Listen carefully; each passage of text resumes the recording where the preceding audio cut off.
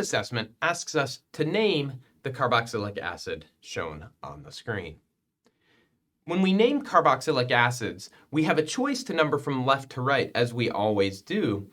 The choice will always be for carboxylic acids to ensure that the carboxylic acid functional group is the number 1 carbon. So that question of right to left is much more easily answered in the case of carboxylic acids.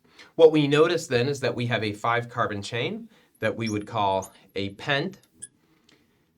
Because there are no alkenes or alkynes in the molecule, that is, the rest of the molecule is fully saturated outside of the carboxylic acid, we're going to add AN.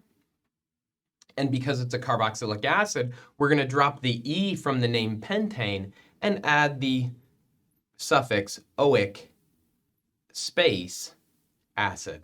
So this molecule, its parent chain, is a pentanoic acid.